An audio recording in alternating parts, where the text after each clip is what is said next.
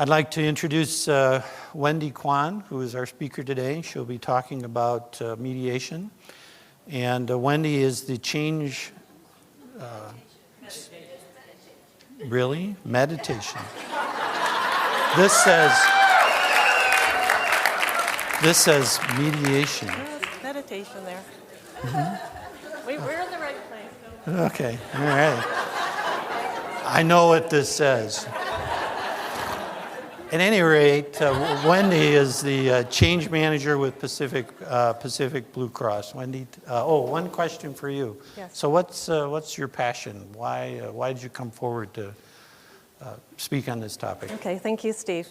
I decided to talk about this today. Well, actually, after seeing the benefits that people have gotten at my workplace from meditation and mindfulness, I was astounded by the benefits. And then partway through my teaching over the last few years, I decided to experiment with those people. And I added change management into my meditation teaching. And I was astounded again. So I decided to write a paper on it, a white paper for the conference. And I was lucky enough that it got chosen as a winning paper. Thank you. Oh, thank you. And they contacted me about a month ago and they said, would you come and talk? And I said, okay. So I'm very honored to be here. Thank you for choosing to be here. I know you had a choice of some great sessions. I appreciate that you're here. We are going to be doing just a really short meditation during the session, and it's going to be really easy, so don't worry about it. I promise we won't chant Om either. Okay? So my name is Wendy Kwan, and I'm the change manager at Pacific Blue Cross. And I've been teaching meditation at work for, I'm in the 5th year of doing that. And it's been quite a journey, so I'd like to share my journey with you. I teach at workplaces, other workplaces as well, as also an integrative medical clinic. So who here knows where Vancouver, Canada is? Oh, about a third of you? Okay. So this is just a little bit about Pacific Blue Cross. It's in Vancouver, British Columbia, Canada, on the beautiful West Coast. And we're BC's largest health and benefits provider. So basically our clients are large organizations who buy health benefit insurance for their employees. And we've got about 730 employees working with us. So just to quickly go over the 2 objectives, and hopefully when you saw the listing in the program, it made you go, that's different. So what I'd like to do with you today is share with you how I increased change resiliency specifically through a huge transformation at Pacific Blue Cross using the combination of change management and meditation and mindfulness. And secondly, I'd like you to leave here with some knowledge about how you might want to start this in your workplace if you choose and if you're brave enough to do so. Okay? So I'd like to see a show of hands. Raise your hand if you have a personal meditation practice right now. Wow, I'm impressed. That's great. Usually I just get a couple of hands. And how many of you are closet meditators? Aha, thank you for being brave. How many of you practice mindfulness in your lives? Very nice. And how many might have a workplace meditation program already? 1 person. Thank you. You're a brave soul.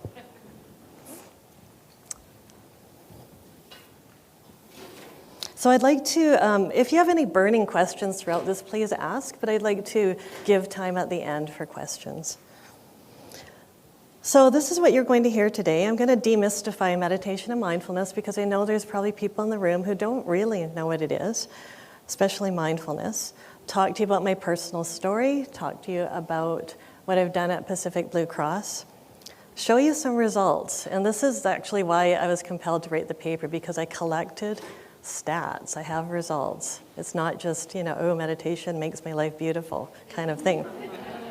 What I'm going to do is a really simple mini meditation so you can get an idea of what it might be like to do that. And I'll talk to you about a workplace meditation program, the approach of how you can do that. So, change managers, we all know what resiliency is, right? Yeah. So, the ability to spring back when things happen in your life. I'd like you for just a moment to turn your attention to yourself and think about a difficult challenge that you have going on in your life. And I'd like you to answer these questions for yourself. So when challenges happen in your life, how do you react? Think about that for a moment. How are you reacting to that? What kind of attitudes do you have about that change? How self-aware are you about how you're going through that journey? And how do you behave? How do you think other people see you as how you're behaving through that challenge? It's a really interesting thing to kind of, we're all change managers and we're showing other people how to change, but how often do you kind of turn that learning to yourself? Okay. Meditation is really misunderstood. I had my daughter draw this for me. It says, "How empty is your mind today?" And I like to talk about this because the number one myth of meditation, and I had this same belief before I knew what meditation really was, is that you sit and you have a blank mind. And you're sitting and you're in this blissful state. And when people start to learn to meditate, that doesn't happen. And they think they're not meditating. Okay? So you don't have to be a monk. You don't have to wear a robe. You don't have to sit on a hilltop to meditate. Meditation's actually really simple. And you can do this even 5 minutes out of your day if you want to. You can do it at work. And meditation is about active training of the mind. It's about concentrating. It's about focusing. And it's not about having a blank mind at all. All right? I see some people nodding their heads. Good. I'd like to talk about the differences between meditation and mindfulness and the similarities, because that's something I wanted to know years ago.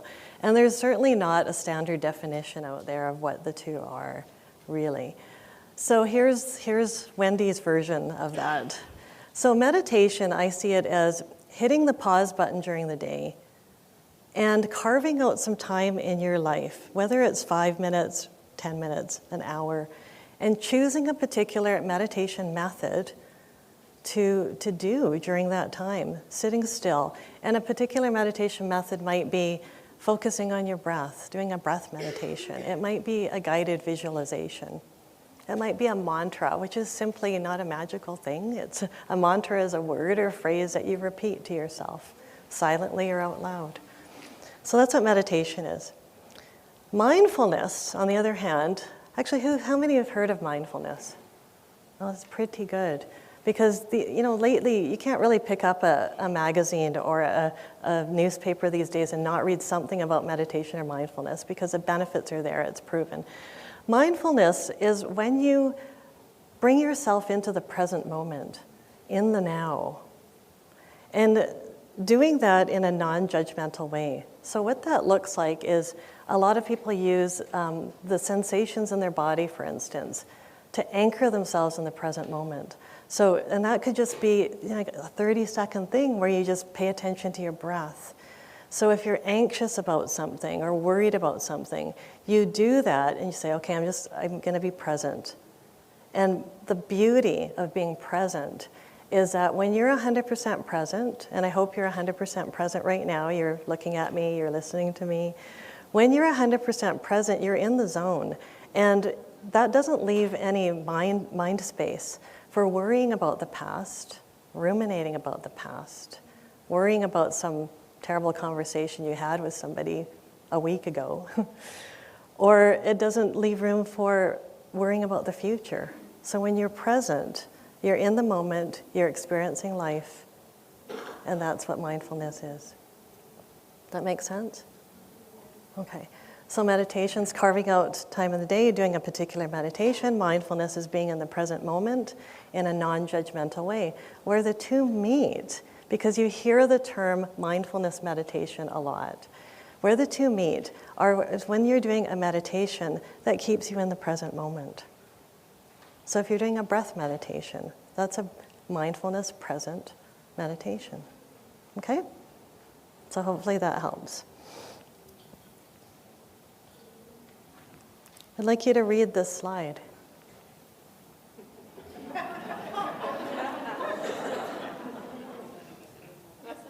Isn't that a great one? Isn't that a great one? I love it. I love it. Because people, when they start to take on a mindfulness and meditation practice, they start to realize how much their mind is manufacturing the stories of your life. They're not even real. Most of what we think about is not even fact. It's not even real. Let me ask you a question, show of hands. How many people believe that their thoughts affect their emotions? Yeah. And how many people believe their thoughts affect their life? Right? Okay. So this session today is a lot about you personally. Because what you're going to hear today, I hope you take away some tips that can just make so much difference, make a big difference in your life. Because once you start to become more self-aware and you check yourself, what are you thinking right now? You start to realize that it's not even fact. And that helps you through life a lot. Our mind and our body are so connected. Like, how many times have you been maybe nervous or anxious about something, and your heart starts racing, your palms get sweaty, you have a headache, you have a stomach ache, and you haven't even done that thing that you're thinking about, right? Okay, so the mind and body are very connected. I have a very strong belief in that. There's a concept in mindfulness called the monkey mind. Who has heard of the monkey mind? A few of you. It's really a monkey mind. It's when your thoughts are just jumping all over the place. And we all do this. I still do this, okay? Your thoughts are just jumping around, and they're thoughts that don't make any sense, and they're disjointed. That's called the monkey mind, because a monkey's jumping all over the place and stressing you out, okay? So through mindfulness, we learned how to tame that monkey mind. Okay, I'd like to just spend a moment to tell you my personal story and how I got doing this, because believe you me, this was not anything I planned. The people that know me really well have always said, oh, Wendy's a really calm person. Wendy's really calm and serene. And for most of my life, I was not like that on the inside. Very different on the inside. The inside of me, like type A personality, really stressed out, hyper-scheduled. And I know we've got a lot of these kinds of people in the room because we're change managers, right? Go, go, go, do, do, do. I couldn't sit still. My day was hyper-scheduled. If I had like an afternoon without something penciled in, that would stress me out. And you guys are nodding your heads. I know what that's like.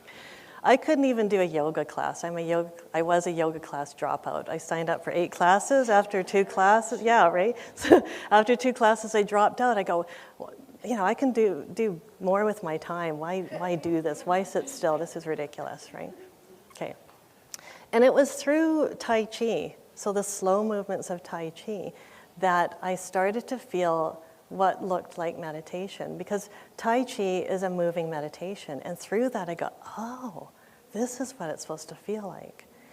And through that, I started to learn meditation, and I loved it. And I was able to sit still. And it's a journey. It's still a journey now. There's still so much to do because I still have that type A personality inside me, and I'm trying to tame that. So basically, that's how I kind of learned about meditation. And then in 2010, something big happened in my life, and I got a cancer diagnosis. And that was the hardest time of my life, if you can imagine. And I know a lot of you have either been touched by cancer personally, or a loved one has been. So when it happens to you, your whole life just stops. And at that time of my life, so much else was happening. My dad was in the hospital with a quadruple bypass. A few weeks after that, he had a stroke. My mom was going through cancer herself, and I was their support person. And then I got a diagnosis. So the reason I'm bringing this up is because that's when meditation and mindfulness really became a huge strength for me. This is what got me through that. You know, obviously I had a wonderful, and I'm very grateful for the support I had from friends and family. But the meditation is what grounded me and got me through it, and still gets me through it today. I mean, even 2 weeks ago, I thought I was having a cancer recurrence again 2 weeks ago. But I'm happy to say that I'm okay. But even through those tough times, I pull out those tools that I have, and it's incredible. Because of that, my inside and my outside match so much closer now. Most of the time, they're identical. I am really much calmer on the inside. When I went back to work after being off with cancer, my friends at work said, "Oh, Wendy, how did you get through that so well? You seem so confident and positive about that." And I guess I was talking about meditation and mindfulness. And they said, "Would you teach us what you know?" And I said, "Who, me? Like, this is a private thing, you know?" And they said, no, please. And I go, okay, so I did that. So I started on a very informal basis. So this is over 4 years ago. And I started with 12 people, 12 of my friends. And we kind of did it, not in a closet, but we kind of booked a little meeting room with no windows. And I did that. And through that experience, it was honestly magical because I saw how it changed their lives. And I put together a program called Learn to Meditate for beginners. So I know what works for people and how people really come to take to it, and I know what doesn't work as well. So that's how it all got started. And yeah, thanks for listening to that. So at Pacific Blue Cross, this is me teaching. And this is when I had maybe 30 people or so coming. You can see people sitting on the chairs, so I make it really comfortable. You can sit in an office chair, you can sit on the floor. Some people lie down if they have back issues. And I'd like to just go over really quickly the format of how I run this. So I did start with 12 people in a very informal way. Once I saw the benefit, and those people were so excited about their experience that they wanted to tell other people. They said, "Wendy, can we talk to other people about it?" And I said, okay. And I opened up the invitation to the whole organization. So remembering we've got 730 employees, I did open it up, and then slowly it grew. And it just started from a grassroots perspective. I do it by donation, so every time people come, I ask for $2, and 100% of that goes to cancer and holistic care causes. I do it as a weekly drop-in, so there's no pressure. People have it on their calendars. They know it's there. If they can come that day, they come. It's always at lunchtime. We've got a unionized environment, so it has to be really strict. It's actually 25 minutes, to be exact. And the format is they spend the first 5 or 10 minutes just talking about something I experienced or something I learned, or I read from a meditation book or something like that, just to settle them in. And then the meditation itself is a guided meditation for about 15 minutes. So 190 people are coming today. Yeah, it's incredible. I don't have 190 people in the room at once because it's drop-in, but 190 people are registered and they come when they can. That's 25% of the organization, and I never expected that at all. My goal, my personal goal in my own head was 10%, and I reached 10%, I think, after a year and a half or so.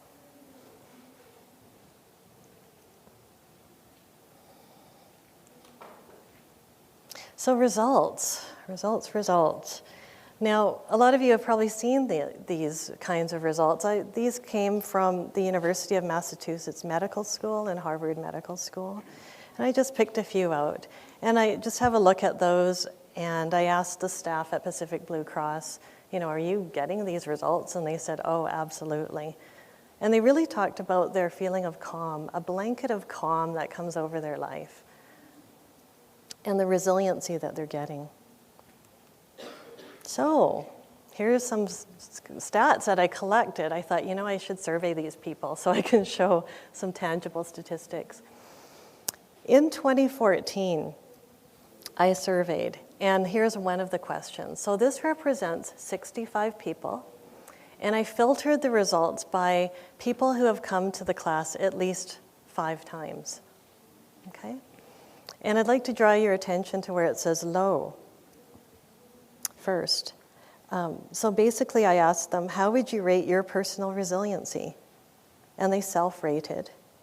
And 40% rated their resiliency as low before coming to any classes.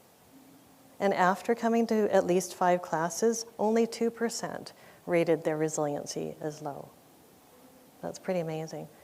And turning your attention to the high column, in red, before taking classes, only 12% rated their resiliency as high.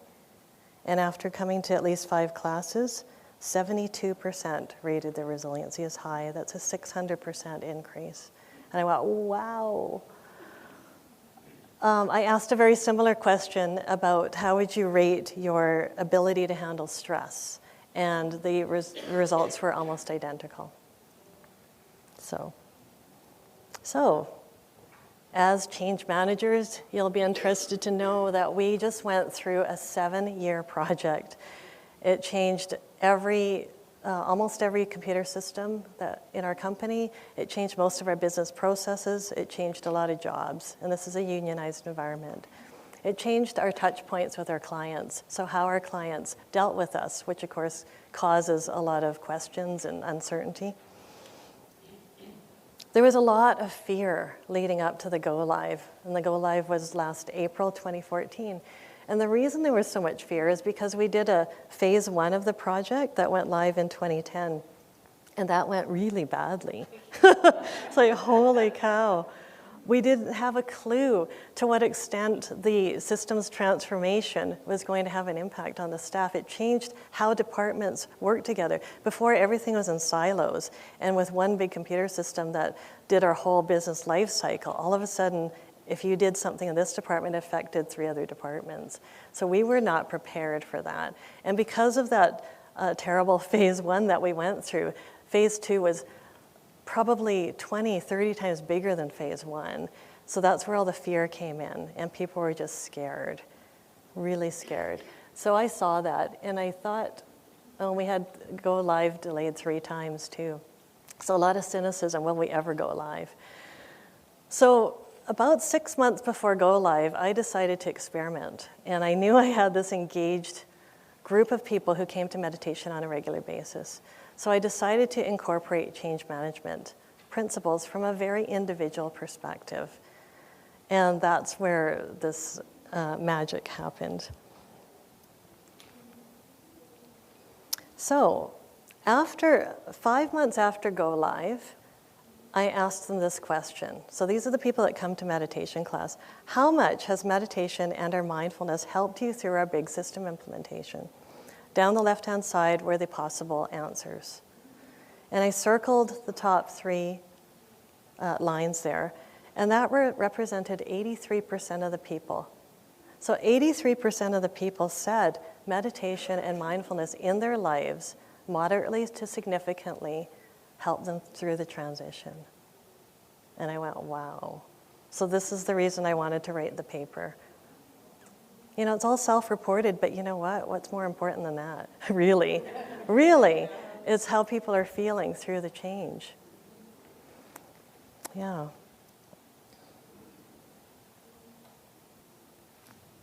Okay. So I decided to combine meditation, change management, and I saw that it increased change resiliency and it reduced stress. So I want to talk a little bit about what that looks like, how I did that. How many people know the ADKAR model, the individual ADKAR? Probably most people, the ProSci ADKAR model. And I use that because it's very much from an individual level.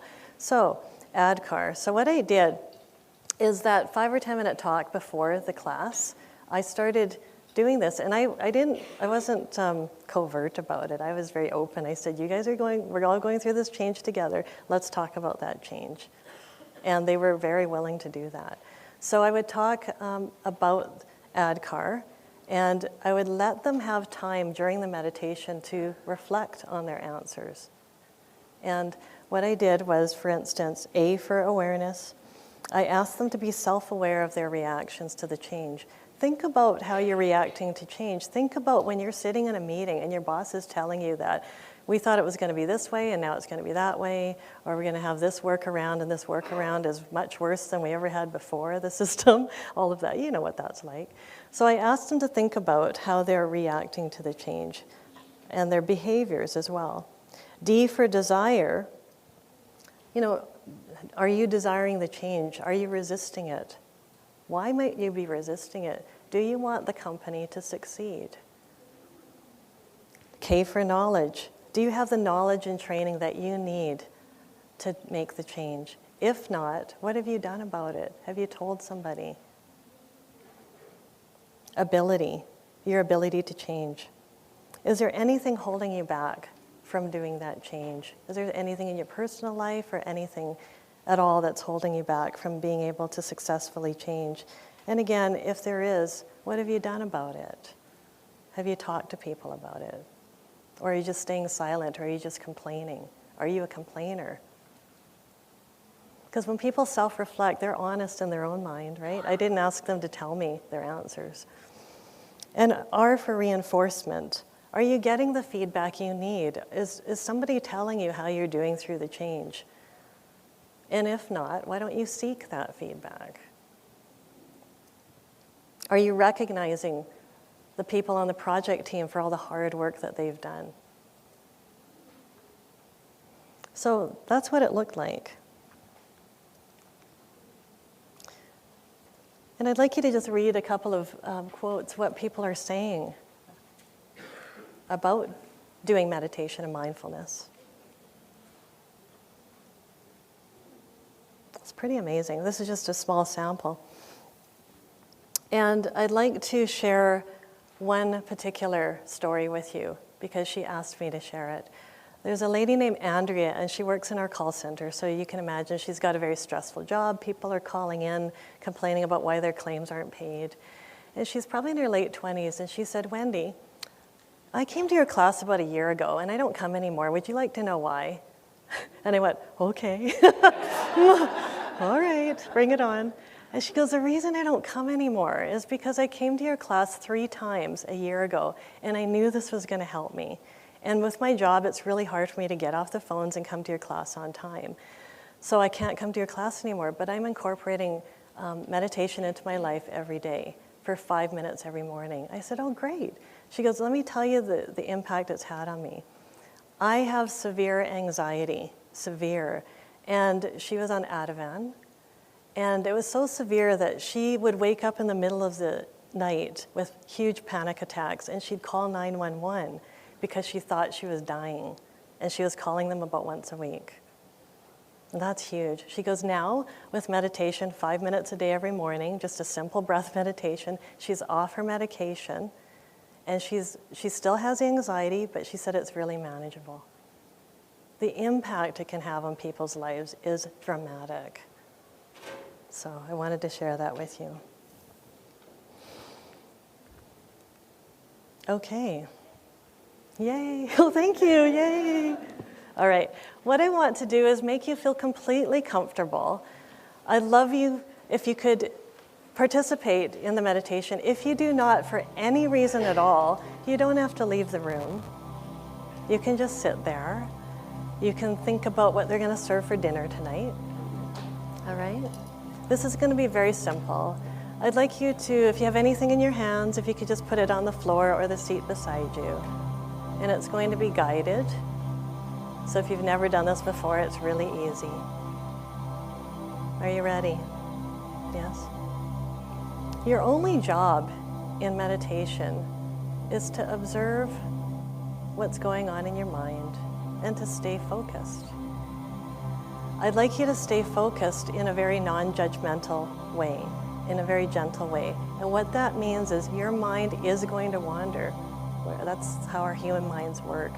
So when your mind wanders, just recognize that it's wandered and gently bring your focus back to the meditation. And we're going to be doing a breath meditation, so you're going to be focusing on your breath. So is that really simple?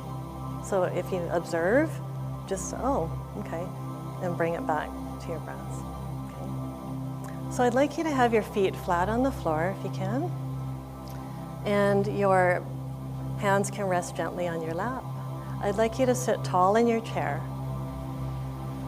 Sitting tall in your chair, gives the practice some respect, but in particular, it opens up your whole abdominal area so you can breathe easier. Okay, so sitting up tall but relaxed. And I'd like you to gently close your eyes, and your mouth is gently closed, and you're breathing through your nose.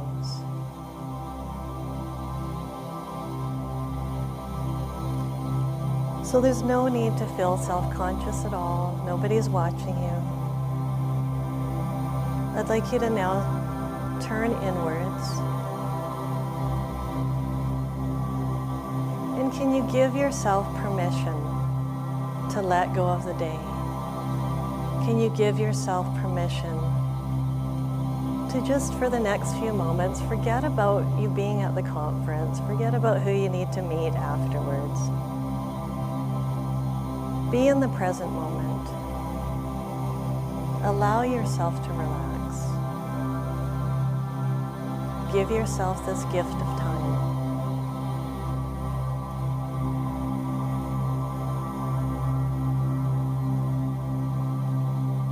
I'd like you to turn your attention completely, 100% to your breath. Paying attention to your breath and not judging your breath in any way.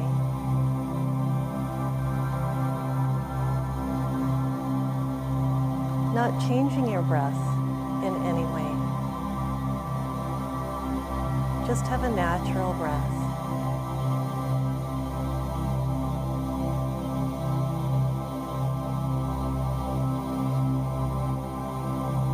And if you have any distracting thoughts, maybe imagine an open box sitting beside you, and you can put those thoughts into the box so you can deal with them later. So I'll give you a moment of quiet time. Observe your breath. Be curious about your breath. And ride the waves of your breath.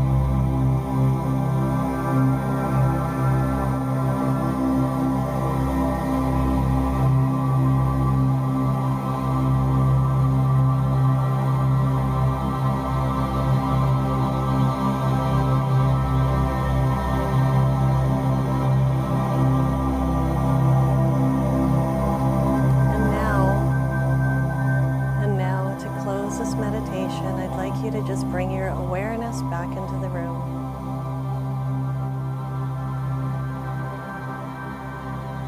And you can move your hands and your feet a little bit.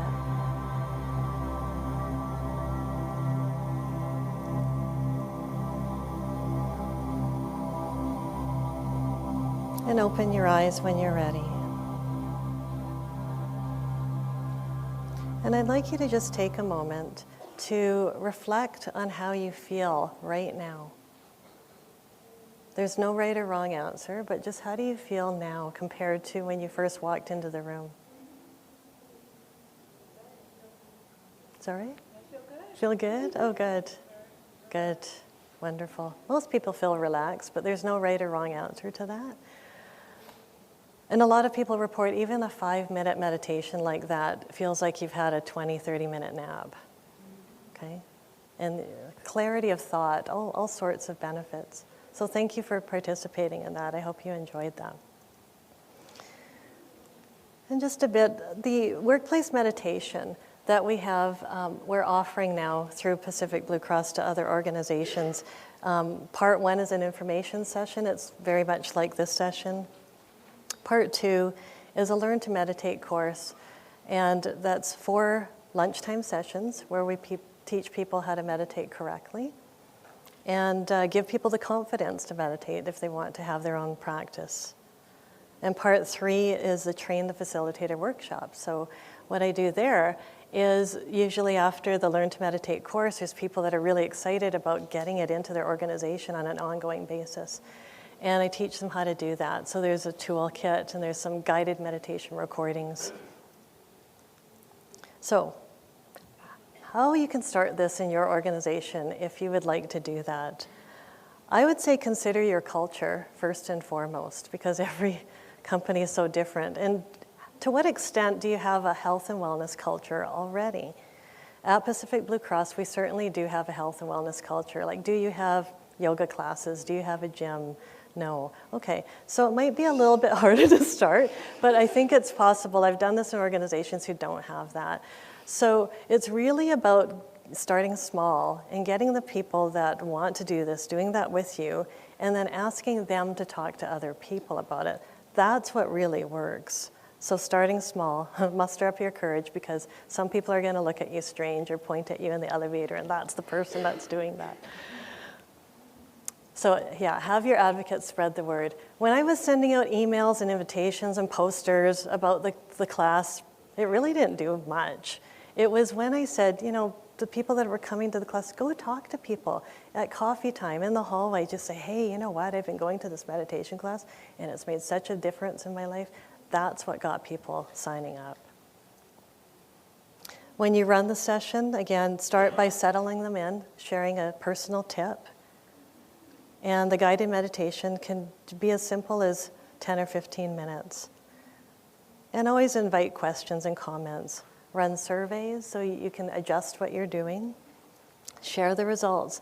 When I put those charts up in the elevator at work with the invitation, that's what people paid attention to. Really, it did. And give it time to grow. It took me, we're in the 5th year to get 25% of the organization. The first year was kind of slow, so give it time to grow. And also always keep it non-religious, so it's available and accessible to everybody. And keep the ego at the door. Because some people have been meditating a long time. Sometimes they kind of come across like they know more than other people, and that doesn't work. You have to keep your ego at the door. So back in 2013, I had a vision. And I said, I think meditation and mindfulness is going to be mainstream in the workplace by 2018. And I'm already seeing it happen. In Vancouver, it's happening. There's a number of companies that are doing it. And it's going to be before 2018, I think. So thank you for listening. My white paper is on the website. I have a personal blog where I blog about meditation and mindfulness called The Calm Monkey. But I'd like to, before we break, before questions, I'd like to leave you with one gift. And it's not a tangible gift, but it's an important one. The monkey mind that I was talking about, when our mind's kind of doing this and we're stressed out, we can't even think straight sometimes. When you find that that's happening, I'd like you to stop yourself. Just stop. Recognize that you're doing that. And ask yourself this one question. And the question is, Do I need to be thinking about this right now? Do I need to be thinking about this right now? It's so powerful. Now, sometimes we do have to be thinking about it. We're planning, we're doing something with work. That's called functional thought, useful thought. But if your monkey mind's doing this, and you don't need to be doing that, then stop yourself and ask yourself, do I need to be thinking about this right now? Because if you don't, then change your thought. If something's stressing you out and you've made a decision as to how you're going to deal with it, then you don't have to think about it anymore. Think about something else that's more pleasant. So that's my gift to you. So thank you for listening. Are there any questions at all? Yes.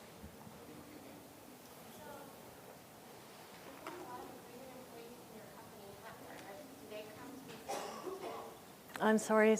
Oh, we've got a microphone. Thank you. Hi. I was wondering, since you said you have a lot of union employees at your organization, are they able to come to the sessions as well, or how have you? Oh, absolutely. Have you yes. had to make adjustments to allow for them to be able to come, since there is certain contract restrictions? Oh, thank you for the question. So our unionized employees get 30 minutes for a lunchtime break, so they choose to use that break to come to the class, and they can eat at their desk. So yes, they come. And the first 12 people I had coming, I was lucky enough that 2 of them were senior vice presidents. So I had the support right from the top, which is great. This question here? Thank you. Oh. Hi, I work for the province of Manitoba, so we work closely with Manitoba Blue Cross as well, so I really need to talk to you. So we have a lot of the similar challenges, but my question to you is, I'm wondering if I bring this up to my senior leadership, if I'm going to be laughed at. So how did you get the buy-in from your executive leadership to have this kind of a program?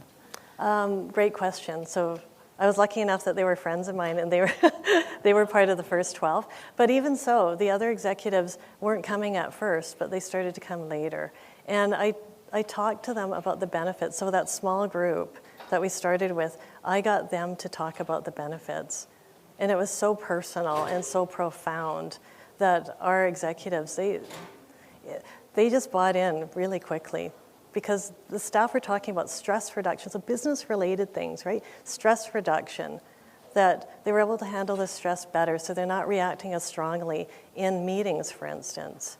And they take time to think about what they're going to say before they react and say. And people saw changes in some of the people that were coming to the class. So when our executives saw that, even though some of them choose not to come, and that's okay, I honor those choices too, they support it. And they said, yeah, Wendy, you can use, we have this big auditorium about the size of this room. You can use that. I have priority of that room once a week at lunchtime. And we have 2 smaller rooms too that people can book anytime during the day for individual private meditation sessions when they want to. Thanks for the question.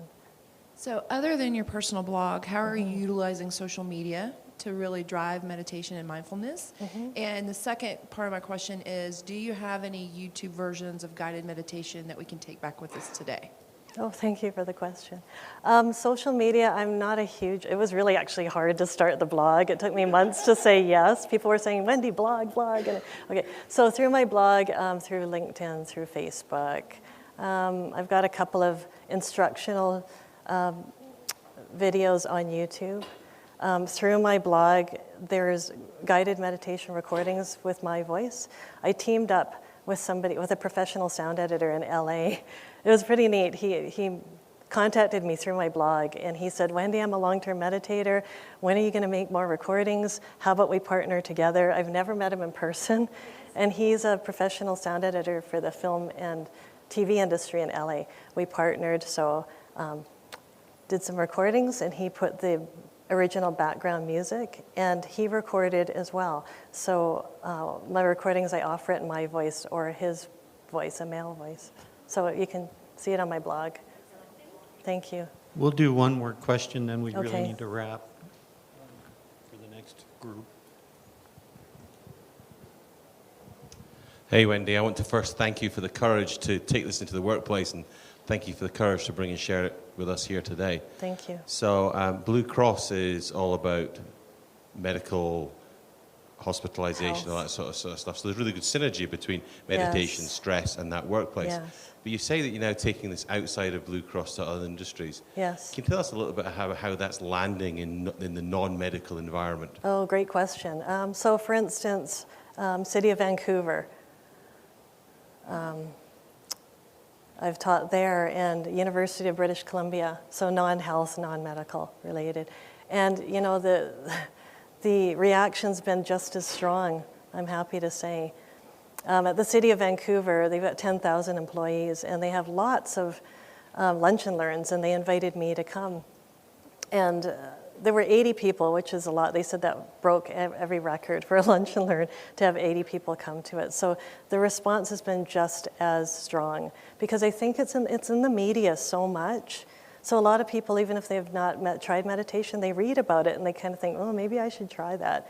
But until you make it accessible to people and you kind of demystify it for them and just say, hey, it's not anything strange and it's actually really easy to do, then the response is great. Does that answer your question?